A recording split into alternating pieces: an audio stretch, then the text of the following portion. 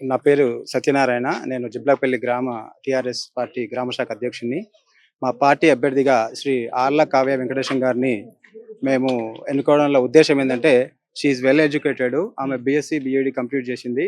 వాళ్ళ హస్బెండ్ అయినటువంటి వెంకటేశం గారు గతంలో 5 సంవత్సరాలు సర్పంచ్‌గా పనిచేసి గ్రామాన్ని మంచి అభివృద్ధి పథంలో నడిపించారు.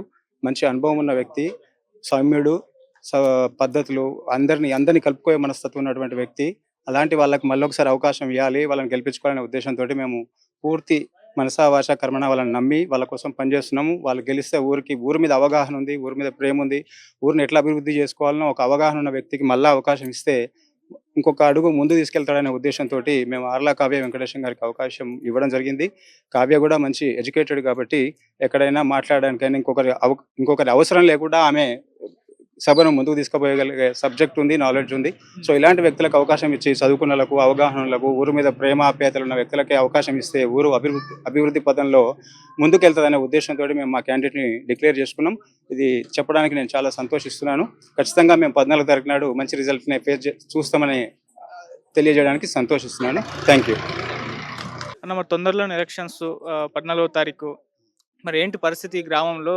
ఎవరికి ఓటేసే అవకాశం కనిపిస్తుంది? ఎవరిని మీ సర్పంచ్ అభ్యర్థిగా గెలిపించుకుంటే బాగుంటుందని మీకు అనిపిస్తుంది?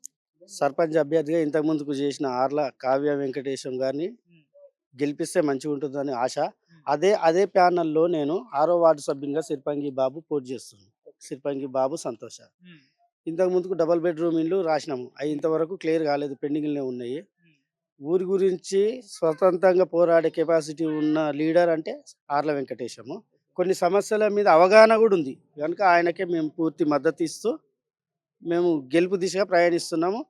బీఆర్ఎస్ పార్టీ నుంచి ఉంగరం గుర్తుకు ఓటేసి గెలిపిద్దామని ఆశిస్తున్నాం. ఓకే. ప్రచారాలు ఎలా సాగుతున్నాయి? ప్రచారాలు అన్నిట్లా మంచిగానే జరుగుతుంది. ముందుకే పోతున్నాము తప్ప హ్మ్. ఏం లేదు. హ్మ్. ప్రచారాలు కంపల్సరీ మా వైపు వస్తదని నేను ఆశిస్తున్నాను. హ్మ్. రిజల్ట్ కూడా అలాగనే ఉంటుంది. గత ప్రభుత్వం, ఇప్పుడున్న ప్రభుత్వం గూడా హ్మ్. అనుకున్న హామీలు ఏది నెరవేర్చలేదు. ఏ ఏ ఇందిరమ్మ ఇల్లు అన్నారు. అది ఎవ్వరికీ రాలేదు. సిలిండర్ అన్నారు. సిలిండర్ గూడా ఎవ్వరికీ ఉచిత సిలిండర్ ఎవరికీ రాలేదు. హ్మ్. అది ఉచిత హామీలన్నీ ఇచ్చిర్రు. ప్రతి ఒక్కటి అంటే మహిళలకు, చదువుకునే అమ్మాయిలకు స్కూటీలన్నారు. ఎలక్ట్రికల్ స్కూటీలన్నారు. అది నెరవేర్చలేదు. ప్రతి మహిళకి ఇంటింటికి 2500 అన్నారు. అది నెరవేరలేదు. ప్రతి ఒక్క దొంగ హామీలిచ్చి ఒక ప్రభుత్వము నడిపించుకుంటున్న రేవంత్ రెడ్డి గూడా మేము ఉద్యమ పార్టీ నుంచి గూడా సవాల్ చేస్తున్నాము.